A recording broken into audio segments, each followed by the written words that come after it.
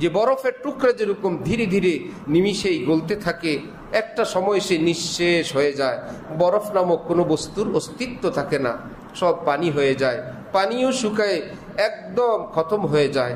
আল্লাহর কসম, আমাকে আপনাকে আল্লাহ পাক বরফ নামক এরকম একটা হায়াতের টুকরা দান করছেন। সেটা হাসলেও গলে, কানলেও গলে, ঘুমে থাকলেও গলে, সজাগে থাকলেও গলে, লাভে থাকলেও গলে, লোকসানে থাকলেও গলে, অট্টালিকায়ও গলে, সেই ভাঙ্গা কুড়ে ঘরেও গলে। সূর্য যখন চালু আছে, বরফের টুকরা গলাও চালু আছে। একে থামানো পৃথিবীর কারো জন্য সম্ভব না।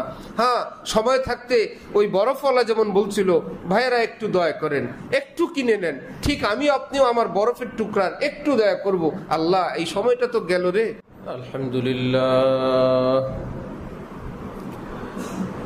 আলহামদুলিল্লাহ ওয়াকাফা ওয়া সালামুন আলা ইবাদিহিল্লাযীনা ইসতাফা, আম্মা বা'দ।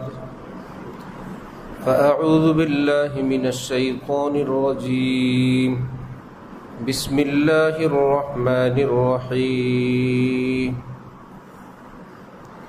رب المشرق والمغرب لا إله إلا هو فاتخذه وكيلا. صدق الله مولانا العظيم.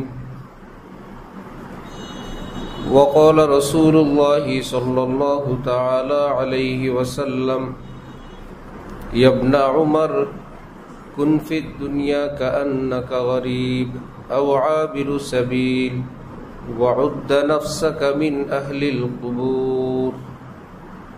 وقال رسول الله صلى الله تعالى عليه وسلم: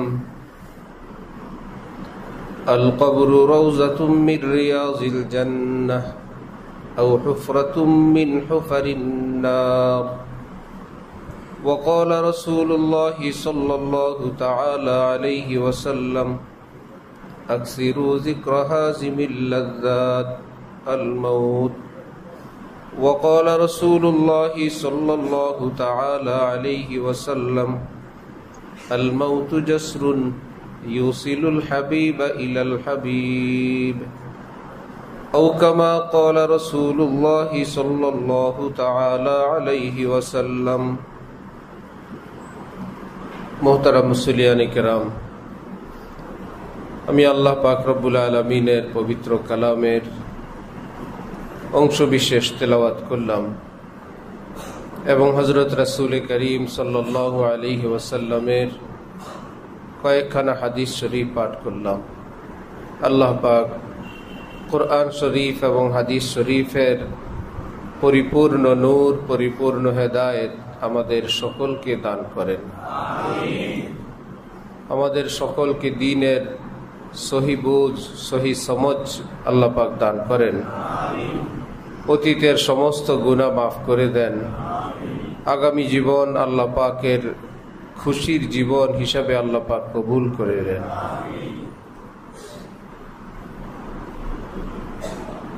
কোরআনে পাকে আল্লাহ পাক রব্বুল আলামিন ইরশাদ করেন: কুল্লু নাফসিন যায়িকাতুল মাউত সুম্মা ইলাইনা তুরজাউন।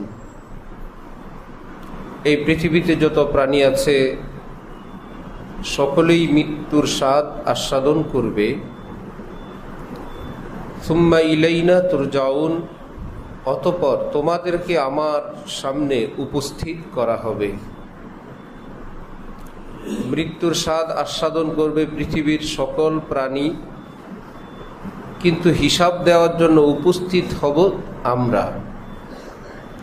শিয়ালের কোনো হিসাব নাই, কুকুরের কোনো হিসাব নাই, পোকা মাকড় কীট পতঙ্গ, যেহেতু প্রাণী তার মৃত্যু হবে, হিসাবের জন্য তাকে উঠতে হবে না, উঠতে হবে মানব জাতির, জিন জাতির।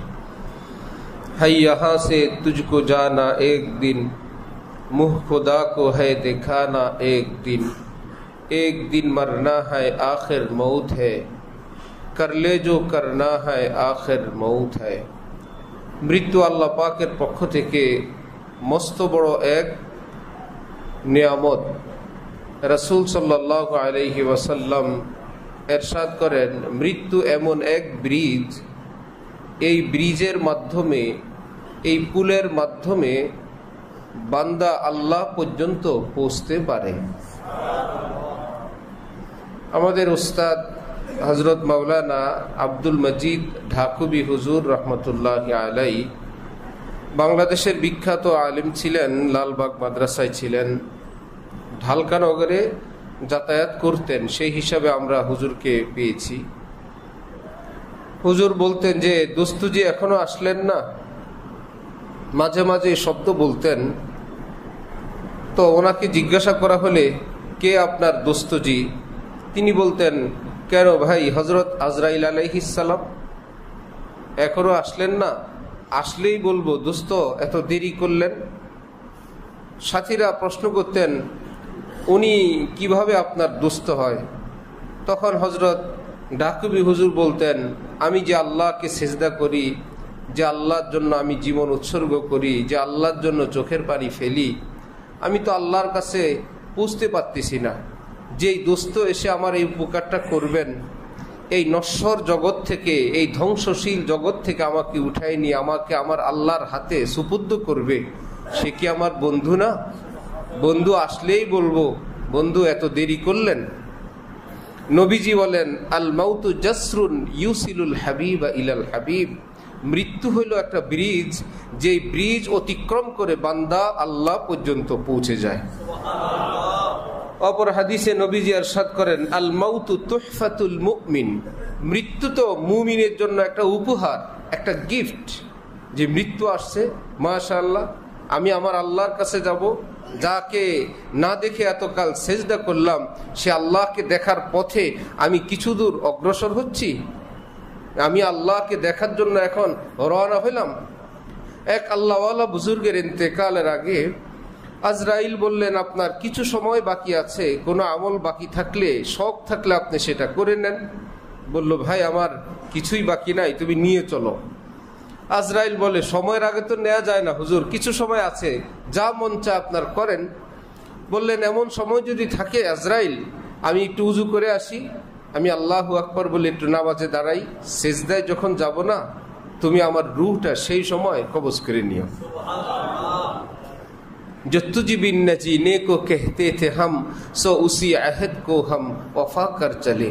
আমার তো আর ভালো লাগে না, একটু সময় যদি থাকে তো আমি আমার আল্লাহর কদমে একটু সেজদায় পড়ে থাকি, এই হালে যদি যাইতে পারি বড় ভালো লাগবে। আল্লাহ পাকের সাধারণ নিয়ম, মৃত্যুর আগে নেক বান্দাদেরকে আল্লাহ পাক জান্নাতের নাজ নেয়ামত পুরস্কার দেখাইতে থাকেন, ফেরেশতা দেখতে থাকে, যত দূর নজর যায় তত দূর তারা সাদা সাদা নুরানি ফেরেশতা দেখতে থাকে। ফেরেশতারা এসে বলেও হাদিসে পাকের ভাষা আসসালামু আলাইকা ইয়া ওয়ালিয়াল্লাহ, আল্লাহর বন্ধু আপনাকে সালাম। মৃত্যুর আগে জীবিত এই মানুষটাকে যখন ফেরেশতা এসে বলে আসসালামু আলাইকা ইয়া ওয়ালিয়াল্লাহ, আল্লাহর প্রিয় বন্ধু আপনাকে সালাম, তারপরে বলে কি ইন্না রাব্বাকা ইউকরিউকাস সালাম, আপনার প্রিয় রব আপনাকে সালাম বলেছেন। নাহনু আউলিয়াউকুম ফিল হায়াতিদ দুনিয়া ওয়া ফিল আখিরাহ, আমরা আপনার জীবন যতক্ষণ আছে আমরা আপনার সাথে আছি, ঘোষণা দিচ্ছি পরপারেও আমরা আপনার সাথে থাকব। আমরা আল্লাহর পক্ষ থেকে নিযুক্ত আপনার বন্ধু। সামনে নূরের ফেরেশতা, আবার আল্লাহর সালাম, ওই সময় একটা মুচকি হাসি দেয় না? কি ভাই হাসতে হাসতে মৃত্যু শোনেন নাই? শুনছি। কিসের হাসি সেটা? মৃত্যুর যন্ত্রণায় তো কাতর হওয়ার কথা, যে আল্লাহ পাকের পক্ষ থেকে যার সালাম পৌঁছে যায়, যাকে ফেরেশতারা এসে বলে আসসালামু আলাইকা ইয়া ওয়ালিয়াল্লাহ ইন্না রাব্বাকা ইউকরিউকাস সালাম। অপর হাদিসে আছে কিয়ামতের দিন যখন নেককার বান্দারা কিয়ামতের মাঠে উঠবে, সকলেই টেনশন, অস্থির, বিভিন্ন ধরনের টেনশন মাথার মধ্যে ঘুরপাক খাবে। রব্বুল আলামিন একদল ফেরেশতাকে পাঠাবেন, হিসাব তো আরো পরে হবে, হিসাব চূড়ান্ত হইতে কিছু সময় তো বাকি। নেককার বান্দারা তো এই মুহূর্তটা ভয় পাবে, কষ্ট পাবে। ফেরেশতারা চুপে চুপে কানে কানে বলে আসো, ভয় পায়েন না, আপনার জন্য জান্নাত মঞ্জুর হয়েছে, যে আল্লাহ পাক আপনার জন্য জান্নাতের সুসংবাদ পাঠাইছেন। হিসাবের জায়গায় যা হবার হবে। আম্মি জান হযরত আয়েশা রাদিয়াল্লাহু আনহা নবীজিকে বললেন যে আপনি দোয়া শিখাইছেন, আল্লাহুম্মা হাসিবনি হিসাবান ইয়াসীরা, আল্লাহ আপনি আমার হিসাবটা সহজে নিয়েন। ইয়া রাসূলুল্লাহ, আল্লাহ যদি হিসাব নেন এটা আবার সহজ কিভাবে হয়? হিসাব দেওয়া তো কঠিন ব্যাপার। আল্লাহর সামনে জীবনের হিসাব কিভাবে দিব? হযরত ওমর ফারুক রাদিয়াল্লাহু আনহুর মতো ব্যক্তি বলেন, 10 বছর ইসলামী খেলাফত পরিচালনা করলাম, এই পৃথিবীতে ইসলামী আইন বাস্তবায়নের জন্য বহু রকমের খিদমত করলাম, শতভাগ আল্লাহ দ্বীন মোতাবেক রাষ্ট্র পরিচালনার জন্য যার পর নাই সাধ্যমতো আমি সব করলাম। এরপরেও এতটা ভয় লাগে, কোন দিক থেকে কোন ভুল হয়ে যায়। আমি ওমর আল্লাহর কাছে এটাই চাই, আল্লাহ যদি বলেন ওমর এই 10 বছরের ব্যাপারে ইয়েস নো, হ্যাঁ না, সওয়াব গুনাহ কিছুই দিলাম না, আমি ওমর বলবো আমি কামিয়াব। যদি আল্লাহ বলেন যে ঠিক আছে তোমার ভালো মন্দ আমি কিছু জিজ্ঞাসা করলাম না, কারণ হিসাব তো জটিল ব্যাপার আল্লাহ পাকের সামনে। আম্মি জান নবীজিকে প্রশ্ন করলেন যে তাহলে আল্লাহর নিকট সহজ হিসাব কি? নবীজি তখন বললেন, আরে সহজ হিসাব অর্থ বান্দার আমল নামা আল্লাহ পাক নিবেন, নিয়ে দেখবেন, কিছুই বলবেন না। দেখা যায় হাজারো গুনাহ হাজারো ভুল, কিন্তু আল্লাহ কিচ্ছু না বলে আমল নামাটা ডান হাতে দিয়ে দিবেন। আয়েশা মান্নুল কিসা উজ্জিবা, আয়েশা রে, আল্লাহ পাক যদি কাউকে একটা প্রশ্ন করেন তার জাহান্নামে যাওয়া ছাড়া কোনো উপায় থাকবে না, কোনো উত্তর কারো জন্য দেওয়া সম্ভব না। সহজ হিসাবের মানিয়ে হইল আল্লাহ দেখবেন, কিছু বলবেন না, মাফ করে দিবেন। কোরআন শরীফে রব্বুল আলামিন রাসূলুল্লাহ সাল্লাল্লাহু আলাইহি ওয়াসাল্লামকে বললেন সাহাবীদের ব্যাপারে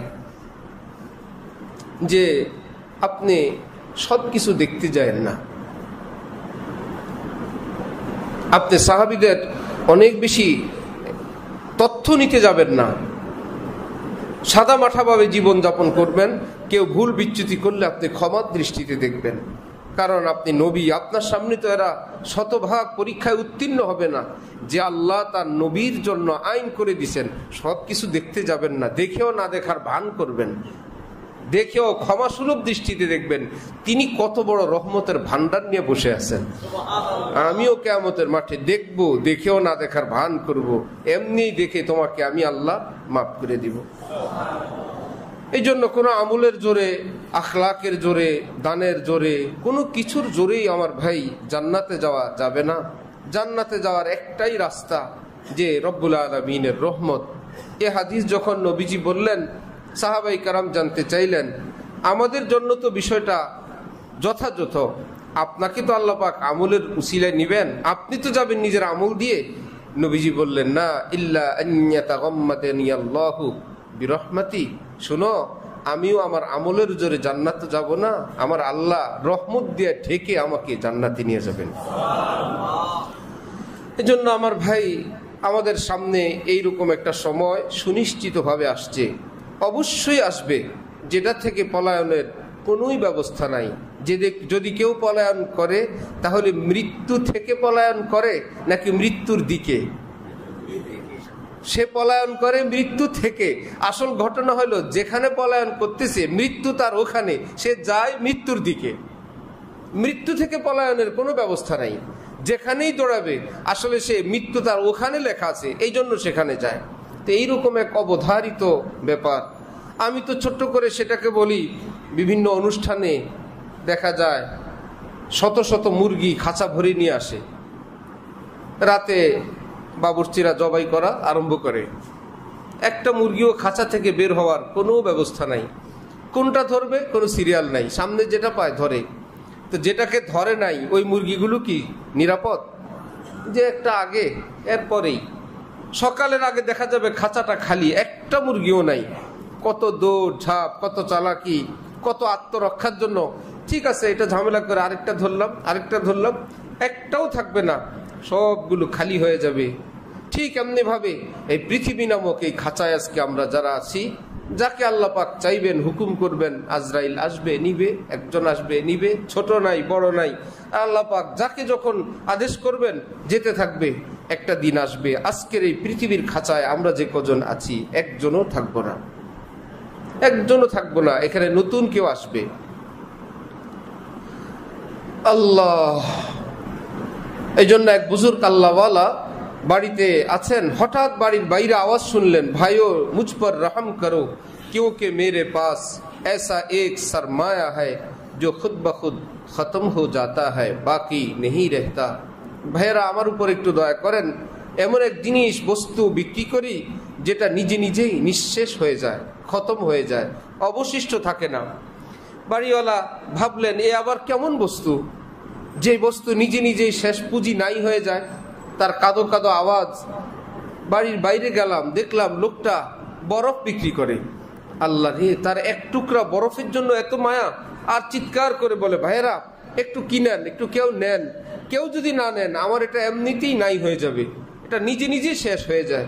হো রহি হ্যায় उम्र मिसले बर्फ कम चुपके रफ्ता रफ्ता दम बदम सांस है एक रह रवे मुल्के आदम दफातन एक रोज ये जाएगा थम है यहाँ से तुझको जाना एक दिन मुँह खुदा को है दिखाना एक दिन मरना है आखिर मौत है कर ले जो करना है आखिर मौत है ये तेरी गफलत है बेअक्ली बड़ी मुस्कुराती है कज़ा सर पे खड़ी मौत को पेशे नजर रख हर घड़ी पेश आने को है ये मंजिल कड़ी। যে বরফের টুকরা যেরকম ধীরে ধীরে নিমিষেই গলতে থাকে, একটা সময় সে নিঃশেষ হয়ে যায়, বরফ নামক কোনো বস্তুর অস্তিত্ব থাকে না, সব পানি হয়ে যায়, পানিও শুকায় একদম খতম হয়ে যায়। আল্লাহর কসম, আমাকে আপনাকে আল্লাহ পাক বরফ নামক এরকম একটা হায়াতের টুকরা দান করছেন। সেটা হাসলেও গলে, কানলেও গলে, ঘুমে থাকলেও গলে, সজাগে থাকলেও গলে, লাভে থাকলেও গলে, লোকসানে থাকলেও গলে, অট্টালিকায়ও গলে, সেই ভাঙ্গা কুড়ে ঘরেও গলে। সূর্য যখন চালু আছে, বরফের টুকরা গলাও চালু আছে। একে থামানো পৃথিবীর কারো জন্য সম্ভব না। হ্যাঁ, সময় থাকতে ওই বরফওয়ালা যেমন বলছিল, ভাইয়েরা একটু দয়া করেন, একটু কিনে নেন, ঠিক আমি আপনিও আমার বরফের টুকরার একটু দয়া করব। আল্লাহ, এই সময়টা তো গেল রে, আত্মজীবনে ফিরে আসবে না, কিসের উপর দিলাম? একটা আস্তাগফিরুল্লাহ বলে দেই, একটা লা ইলাহা ইল্লাল্লাহ বলে দেই সময়টার উপরে। এই জীবনের ক্যালেন্ডার, আজকের দিনটা জীবনে আর কোনোদিন আসবে না। সুতরাং একটা লা ইলাহা ইল্লাল্লাহ বলে দেই, একটা 10টা টাকা দানই করে দেই, কিছুই পারলাম না একটা মানুষের একটা উপকারে করে দেই, একটা ভালো ব্যবহারে করে দেই, কারো জুলুম অত্যাচার দুর্ব্যবহার সহ্যই করে নেই, স্ত্রীর দুর্ব্যবহারটাই সহ্য করে নেই, ঘরের একটু কাজই করে দেই, নিজের সন্তানদেরকে একটু খেদমত করে একটু সুন্নতের কাজে শরীকও হই। তবুও তো আল্লাহকে বলবো, আল্লাহ আমার কিছু নাই, আমি এই আমল করলাম। আমি স্ত্রী, সন্তানের, প্রতিবেশীর, ভাই বেরাদার, একটু একজন আত্মীয়র খবরে নিলাম। নবীজি ইরশাদ করেন, সিলমান কাতাক, যে আত্মীয় তোমার সঙ্গে সম্পর্ক ছিন্ন করে তুমি সম্পর্ক জোড়ো, তুমি সালাম দাও, তুমি খোঁজ খবর নাও। সে মুখ ফিরে রাখে, সে তো সম্পর্ক ছিন্নকারী, সে তারটা করুক, তুমি আবারও সালাম পেশ করো। আবার সে অস্বীকার করে, তুমি আবার সালাম পেশ করো। সিলমান কাতাক, তুমি তো আমার উম্মতি, তুমি সম্পর্ক জুড়েই যাও। সে আরেক দিকে মুখ ফিরলে আবার দাও। সে হাদিয়া প্রেরণ করার পর সেটাকে প্রত্যাখ্যান করলে তুমি আবার হাদিয়া পাঠাও, আবার প্রত্যাখ্যান করলে। আবু জাহেলের বাড়িতে নবী হেদায়েতের দাওয়াত নিয়ে যান। সাহাবাই কেরাম বললেন, আপনি না বললেন সুম্মুম বুকমুন উময়ুন ফাহুম লা ইয়ারজিউন, আবু জাহেল আবু লাহাবদের ব্যাপারে নাজিল হওয়া আয়াত, তারা কশ্চিন কালেও হেদায়েত পাবে না, পথে ফিরবে না। নবীজি বললেন, আরে এরা ফিরবে না এ কথা তো আয়াতে আছে, আমাকে কি নিষেধ করা হয়েছে? আপনি কশ্চিন কেন এদের বাড়িতে যাবেন না? এরা ফিরুক না ফিরুক সেটা তাদের ব্যাপার, আমি গেলে আমার পুরস্কার, আমার বেতন আল্লাহ ঠিকই দিবেন, আমি যে গেলাম। সুতরাং কোন আত্মীয় সম্পর্ক রাখলো, কে ছিন্ন করলো সেটা না। ও ফো অমুক আত্মীয়, অনেক দিন যোগাযোগ নাই, একটু মা, একটু খালা, একটু বোন, একটু ফুফু, একটু ভাই, একটু ভাতিজা, একটু ভাগিনা। নবীজি বলেন সিলমান কাতার, যারা বিচ্ছিন্ন হয়ে আছে যে কোনো কারণে তুমি জোড়ো, এটা নবীজির আদেশ, এটা একটা আমল। ওয়াফু আম্মান জালামাক, যে তোমার উপর জুলুম করছে সেটা মনে রেখো না, ক্ষমা করে দাও, তোমার মনটাও সাফ থাকবে, সম্পর্কও থাকবে। ভাই, একত্রে জীবন পরিচালনা করতে গেলে, একত্রে চলতে গেলে, বাঁচতে গেলে সবাই কেবল সবাইকে ফুলই দিবে আজীবন, এই প্রত্যাশা করা অন্যায়। এটা দুনিয়া, এটা জান্নাত না। আচার আচরণে স্বামী স্ত্রীর হোক, ভাই বেরাদারের হোক, আত্মীয় স্বজন যে কারো মধ্যে হোক, একটু 19-20 হবেই। ইসলামের কি সুন্দর বিধান, ওয়াফু আম্মান জালামাক, ভুলে যাও, ফিনিশ। আর সেই কবরের লাশ আর উঠায়ও না। অথচ আমাদের অভ্যাস, সেটাকে আমরা মূর্তি বানাই। পাথর খচিত মূর্তিকে গ্লাস ফিট করে ঘরের মধ্যে যেরকম পূজা করার জন্য রাখে, কোনো আত্মীয়র কোনো আচরণকে ওই রকম বিশাল বড় মূর্তি বানায়, ভাস্কর্য বানায় ঘরের মধ্যে, জীবন ঘরে কিংবা মনের ঘরে সেটাকে কাচে ঘেরা বক্সের মধ্যে রাখি। যখনই কোনো সুযোগ আসে আমরা সেটাকে পেশ করি, সে আমার উপর এরকম অত্যাচারকারী, সে আমার সঙ্গে এইরকম আচরণকারী। আমার ভাই, এটা আপনার জন্য সুখকর না, জীবনের জন্য সুন্দর না। ওয়াফু আম্মান যালামাক, নবী বলেন কেউ যদি জুলুম করে মাফ করে দাও, আমি আদেশ করলাম। ওয়া আহসিন ইলা মান আসআ ইলাইক, আর কেউ যদি তোমার সঙ্গে আচার আচরণে ব্যবহারে কষ্ট দেয়, শুধু ক্ষমা করেই বসে থেকো না, আহসিন, তুমি তার উপর ইহসান করো, তুমি তার উপর দয়া করো।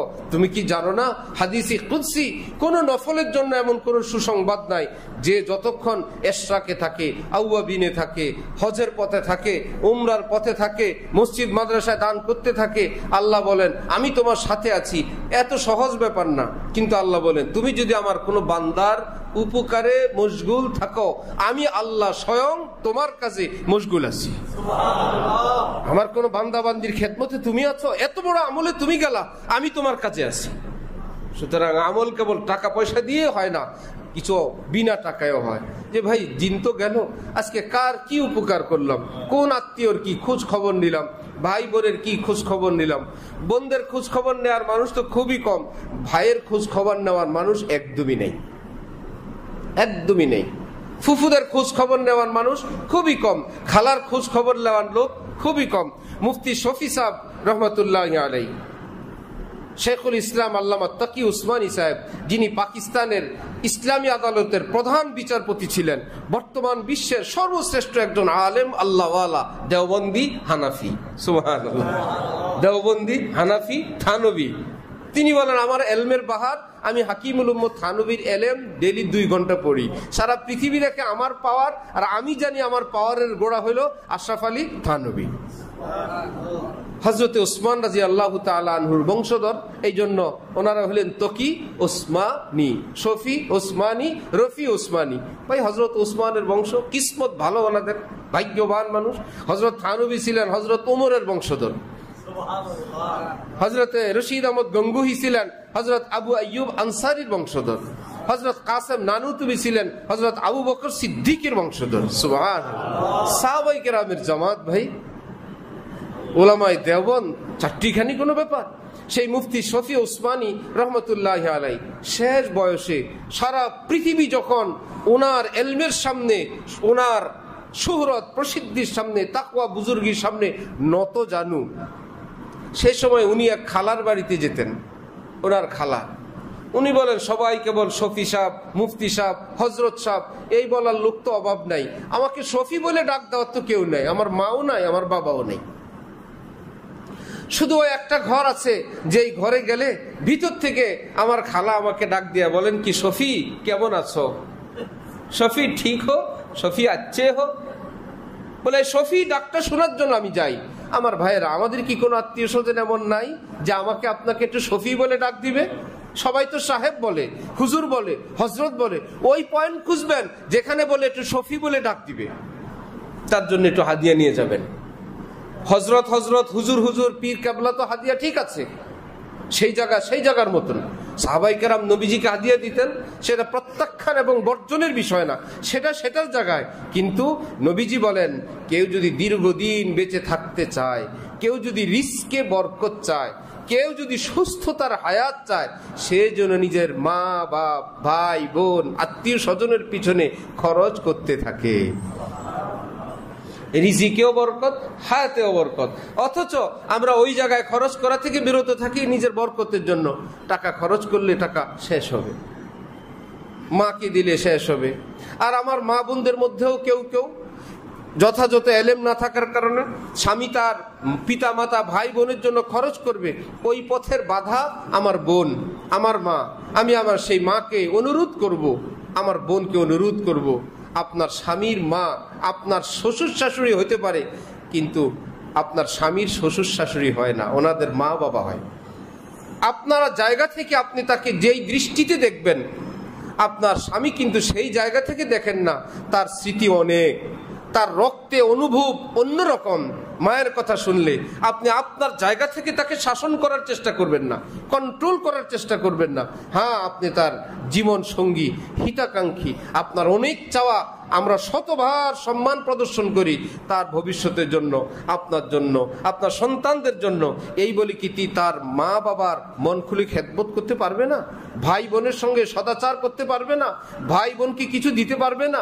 সেই পথে আপনি বাধা হলে এই গুনাহে কবিরার ভাগী কিন্তু আপনি হবেন। যেই নামেই, যেই শিরোনামের নামেই আপনি এটা করেন না কেন, আপনি কিন্তু কবিরা গুনার ভাগীদার হবেন। কি হবে? পিতামাতার সেবা যত্নের বাধা প্রদানকারিনী, সেই খাতায় যেন নাম না উঠে। এইটুকুন। যদি মনে কষ্ট হয়, বিরক্তও লাগে, সেটাকে হজম করেন এবং মনে মনে বলেন যে না, এটা তার অধিকার, তিনি তো করবেন। হ্যাঁ, আপনার কোনো বিষয় থাকে আপনি আবদার করেন, সেটা এমন না হয় যে যেহেতু ভাই বোনকে করে প্রেশার দেওয়ার জন্য, সেই পথটা বন্ধ করার জন্য বড় কিছু চাইলেন, যাতে আপনারটা পূরণ করতে গিয়েই অন্যগুলো বন্ধ হয়ে যায়। এটাও চালাকি। খাবিরুম বিমা ইয়াসনাউন, যে করতা হয় তু ছুপকে আহলে জাহাঁ সে, কোই দেখতা হয় তুঝে আসমান সে। পৃথিবীর থেকে লুকায় ছুপায় কোনো কৌশল অপকৌশল করবেন। রব্বুল আলামিন বলেন, হে বান্দা বান্দি, তোমার মনের কল্পনা জল্পনা, ইঞ্জিনিয়ারিং আমি আল্লাহ সব বিদ্যা এমনিতেই জানি। ইয়াসনাউন, তোমার মনের কল্পনা জল্পনা আমি সেটাও জানি, ইঞ্জিনিয়ারিংও জানি। সুতরাং ইঞ্জিনিয়ারিংও করবেন না। শ্বশুর শাশুড়িকে সম্মান নিজেও করেন, নিজের স্বামীকেও সম্মান করতে দেন। শ্বশুর শাশুড়ির খেদমত নিজেও করেন, স্বামীকেও শ্বশুর শাশুড়ি মুখী করেন। আপনি আপনার মা বাবার যেমন, সে তার পিতামাতার জন্যও তেমন। আল্লাহ আমাদের সবাইকে তৌফিক দান করেন। আমার ভাই, এই 2 দিনের হায়াত অল্প কয়েকদিন। একজনের নাম স্বামী, আরেকজনের নাম স্ত্রী, একজন নারী আরেকজন পুরুষ, একজন এক বিদ্যার আরেকজন আরেক বিদ্যার, একজন এক কালচারের আরেকজন এক কালচারের, একজন এক বয়সের আরেকজন আরেক বয়সের, একজন এক অভিজ্ঞতার আরেকজন আরেক অভিজ্ঞতার। আমাদের ভিন্নতা আছে বলেই আমাদের এই স্বামী স্ত্রী নামক এই সম্পর্ক আল্লাহ পাক দিয়ে দিয়েছেন। নাকি দুইজন এক, দুজন পুরুষ, দুজন নারী, দুজন এক বয়সী, দুজন এক শিক্ষা, দুজন এক ঘরের, দুজন এক বয়সের। আমাদের মধ্যে ভিন্নতা আছে বলেই একে অপরকে হেল্প করব, স্মরণ করাবো, সহযোগিতা করব, কারো উপর জুলুম অত্যাচার করব না। স্বামীর মহব্বত, স্বামীর নম্রতা অনেক স্ত্রীর নিকট এটা অত্যাচারের হাতিয়ার হয়ে যায়। স্বামীর একটু নরম ভাবে অন্য স্ত্রী হলে 10 ভাগের 1 ভাগও বলতে পারতো না, কিন্তু এই স্বামীটা ভালো বলে আপনি তার উপর অত্যাচার করবেন, এই বলি কি আপনার নাম জালেমার খাতায় উঠবে না? নিজেকে যাচাই বাছাই করা চাই, দেখা চাই এই সমাজে আপনার স্বামীকে আল্লাহ পাক কত ভালো রাখছেন। সচ্চরিত্রবান একজন স্বামী, তার উপর কেন টর্চার হবে? শত শত হাজার হাজার রিপোর্ট আমাদের কাছে শুনতে শুনতে আমরা ক্লান্ত শ্রান্ত অসহ্য হয়ে গেলাম। সে মা বোনদের অসহযোগিতা, মা বোনদের অত্যাচার, মা বোনদের দুর্ব্যবহার, মা বোনদের বুঝতে না যাওয়া। আমার মা, আমার বোন, আপনি তার জীবনের হেল্পফুল সহযোগী হন, আপনি তার জন্য একজন মহব্বতের মানুষ হন, তার স্বস্তি দেয়, স্বস্তির একটা কারণ হন। হ্যাঁ, ভিন্নতা থাকবেই। এই ভিন্নতায় বসকে আল্লাহ পাক কোরআন শরীফে বলছে, আর রিজাল কাওয়ামুনা আলান নিসা, যিনি খরচ করেন, যিনি ব্যয় বহন করেন, যিনি ঘর বানাবেন, যিনি চিকিৎসা করবেন, যিনি যাবতীয় খরচ দিবেন, 1-2 কথা এবং শাসন করার ক্ষমতা আমি আল্লাহ ওই অভিভাবক স্বামীকে প্রদান করলাম। তিনি স্বামী, তিনি অভিভাবক। এই পৃথিবীতে মানুষকে সেজদা জায়েজ থাকলে নবীজি ইরশাদ করেন, পৃথিবীর নারীদেরকে বলতাম নিজ নিজ স্বামীকে যেন সবাই সেজদা করে। এতটা মর্যাদা আল্লাহ পাক স্বামীকে দিলেন। সেই মানুষটা যার কষ্টার্জিত পয়সার পোশাক আপনার পরনে, যার চিকিৎসা আপনি নিয়মিত গ্রহণ করেন, যার উপার্জনের পয়সার খোরাক আপনার পেটে, আপনার ঘরের চতুর্দিক পায়ের নিচে মাথার উপরে, তার কষ্টের পয়সা, তার একটু সহ্য করবেন না? হ্যাঁ, স্বামীদেরকে রব্বুল আলামিন কোরআনে পাকে বলছেন, আমার বান্দি সে তোমার মতো পুরুষ না, বয়সে কম, শিক্ষায় কম, বিদ্যা বুদ্ধিতে কম, যে কোনো দিক থেকে যদি তোমার দৃষ্টিতে এমনটা মনে পড়ে, খবরদার, তোমাকে আমি আল্লাহ জল্লাদ হিসাবে বানাই নাই যে সে একজন আসামি আর স্বামী হলো জল্লাদ। কথায় কথায় টর্চার, জুলুম, অত্যাচার, এটা না। ওয়া আশিরুহুন্না বিল মারুফ, হে পৃথিবীর স্বামীগণ, নিজ নিজ স্ত্রীর সঙ্গে সদাচার করার জন্য, ক্ষমা করার জন্য, ভালোবাসার জন্য, উদারতা দেখানোর জন্য আমি আল্লাহ তোমাদেরকে সুপারিশ করলাম। সুপারিশ করতেছেন কে? এই দৃষ্টিভঙ্গি যদি উভয়ের মধ্যে থাকে, স্বামী তার জায়গায়, স্ত্রী তার জায়গায়, আমার ভাইয়েরা, নিশ্চয়ই কদিন আমাদের ভালোই কাটবে। আল্লাহ আমাদেরকে দ্বীনের সহি বুঝ দান করেন। তাহলে এই জীবন কি চিরকালের না অস্থায়ী? এখন থেকে আরো 500 বছর পাবেন তো হায়াত? 200, 150, 100-র আশা আছে? আমি অবাক যে মাঝে মাঝে যখন শুনি আমার বয়স, অমুকের বয়স এত, 80 বছরের একজন মানুষ দেখলাম সমাজের সবাই তাকে নিয়ে খুব গর্ব করে। 80 বছর, তার মানে ওনার মরার কথা ছিল আরো 15-20 বছর আগে। একটা ভাব এরকম, 80 বছর। তা এই লোক যদি ইন্তেকাল করে, কেউ অবাক হবে? অকাল মৃত্যুতে সাইনবোর্ড দিবে, ওনার অকাল মৃত্যুতে আমরা শোকা হতো, সবাই বলবে এ তো অনেক আগেই মরার কথা। 80, 70 হইলেও বলে 70 হয়ে গেছে, অকাল নাই। 65, কোনো অকাল নাই। এই 50-55 দিকে মরলে বলে অকালে, আজরাইল বুঝতে পারে নাই, সময়ের আগে চলে আসছে। হয়তো অন্যজনের জন্য রওনা হয়েছে, ওই লোক দূরে আছে, কাছের থেকে একজন নিয়ে নিছে নাকি। বাকি রইলে অকাল যারা বলে, বুঝায় যে তেমন একটা বয়স হয় নাই। এটা এমন কোনো গুনাহের কথা না যে এটা একদম কঠিনভাবে প্রত্যাখ্যান করা লাগবে। অকাল শব্দ মুসলমানরা ব্যবহার করে এই অর্থে, লোকটা বেশি এটা বুড়ো হয় নাই, জোয়ানকালেই মারা গেল। ঠিক আছে না? এটাই তো নাকি? নাকি কেউ এই নিয়তে লেখে যে এই লোকের মৃত্যুর সময় হয় নাই, তার আগে মৃত্যু হয়ে গেছে, এই নিয়ত থাকে কারো? খামাকা মুসলমানদেরকে আসামি বানানোর দরকার কি? কথায় কথায় একদম টাইট করে ধরে একদম সবই অন্যায় না। কোন মুসলমান এইরকম আকীদা রাখে না যে মৃত্যুর সময় আসার আগেই তার মৃত্যু হয়েছে, জানেই এই সময়ে লেখা ছিল, বাকি লোকটা জোয়ানকালে মারা গেল। শিশু তো মারা যায়। তো 70 হইলে আর অকাল বলে না, 65 হইলেও অকাল বলে না। তাহলে আমার আপনার বয়স যার যতটুকুন হয়ে গেল, খেয়াল করেন তো, 70-এর, 65, 80-র আর কত শত বছর বাকি আছে? কত বছর বাকি? আর সব হুঙ্কার, সব উন্মাদনা, সব অস্থিরতা, তাও যদি ওই পর্যন্ত যায়, জিন্দিগি কা ভিসা না কাবিলে তাজদীদ হয়, হায়াত নামক এই ভিসার এক্সটেনশনের উপযুক্ত না। যে ভাই আমার কাজ শেষ হয় নাই, আপনি সেখানে দূতাবাসে যাবেন, ভিসা অফিসে আমার ভিসার মেয়াদটা একটু বৃদ্ধি করা হোক, আছে ব্যবস্থা? লা ইযা জা আজালুহুম লা ইস্তাখিরুনা সাআতান ওয়া লা ইস্তাকদিমুন। হযরত রাসূলুল্লাহ সাল্লাল্লাহু আলাইহি ওয়াসাল্লাম ইরশাদ করেন, বেশি বেশি স্মরণ করো জীবনের সমস্ত হারাম, অন্যায়, ভোগ বিলাসিতাকে বিধ্বংসীকারী বস্তু, অর্থাৎ মৃত্যু, যে আমি মরব। এজন্য আমাদের দাদা হযরত বলেন যে কেউ যদি চায় 1 মিনিট 2 মিনিট প্রতিদিন এ আমলও করতে পারে, চোখ বন্ধ করে কোন এক জায়গায় নীরবে নির্জনে বসে রাতের বেলা ঘুমের আগে, নারী পারে পুরুষ পারে, কল্পনা করা যেটা বাস্তব ঘটবে সেটাকে আগে, যে আমার মৃত্যু হয়ে গেছে। চোখ বন্ধ করে ভাববে যে আমার আত্মীয় স্বজন, এই বাচ্চারা কান্নাকাটি করতেছে, আমার নিথর দেহ লাশটা পড়ে আছে, আত্মীয় স্বজনরা জানাজার টাইম নিয়ে আলোচনা করতেছে, জানাজার নাম, স্থান, জায়গা সব নির্ধারণ হইল, ঘোষণা হচ্ছে। কেউ কাফনের কাপড়ের জন্য বাজারে চলে গেছে, কেউ বাঁশ ঝাড়ে আমার জন্য বাঁশ কাটতেছে, কবর কোথায় হবে, পুকুর পাড়ে, অমুক ঝাড়ে, কেউ কবর খননের কাজ করতেছে, কেউ এখন আমাকে গোসল দিচ্ছে। আমি নিথর দেহ, ঠান্ডা গরম পানি, ডান বাম কিছুই বলার কোনো অধিকার নাই। আমার ডয়ারে কতগুলো টাকা, দেশি বিদেশি মুদ্রা, কতগুলো চেক বই, কত জায়গায় ইনভেস্ট, কিছুই বলার কোনো সুযোগ নাই। হঠাৎ করে এভাবে হলো, দবাকে কবর মে সব চল দিয়ে, না দোয়া না সালাম। একটু পরে আমাকে সুন্দর করে কাফনের কাপড় পেঁচানো হলো। এখন আমাকে সামনে রেখে শোনা যাচ্ছে 4টা আল্লাহু আকবার বলা হচ্ছে, আর কোনো আদায় জীবনে হবে না। একটু পরে আমাকে সকলে খাট নিয়ে কবরের দিকে রওনা হয়েছে। বাড়িতে কান্নার রোল চলছে, কিন্তু ফিরে রাখার কোনো ব্যবস্থা নাই। এই তো আমাকে কবরে নামায়, কয়েকজন লোক আমার সঙ্গে কবরে নামলেন। এই তো ধীরে ধীরে আমাকে কবরে মাটি দিয়ে, বাঁশ দিয়ে, কলা পাতা দিয়ে ঢেকে দিয়ে মাটি দেওয়া আরম্ভ হইল। একজন একজন করে সবাই উঠে গেল, কেউ নাই আমার সাথে। এখন আছেন আমার আল্লাহ, এখন আছে আমার নেক আমল, আর গুনাহ যদি থাকে সেটাই আমার সাথে যাবে। এখন আমি নিষ্ঠুর মানুষগুলোর দিকে তাকায় মনে মনে ভাবলাম অবস্থার ভাষায়, দাবাকে কবর মে সব চল দিয়ে না দোয়া না সালাম, কবরে মাটি চাপা দিয়ে সবাই এভাবে তোমরা চলে গেলে আমাকে একটু সালাম দিলা না, একটু মুসাফাও করলো না, আমার ছেলেগুরু কিছু বললো না, আমার ভাই আমার বাবা।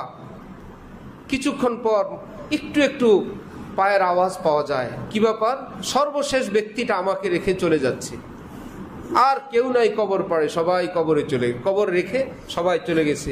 এক্ষুনি আসবে আমার হিসাব নিকাশের জন্য ফেরেশতারা, সুয়াল জবাবের জন্য আসবে। এইরকম একটা সময় কি আমাদের আসবে না ভাইয়েরা?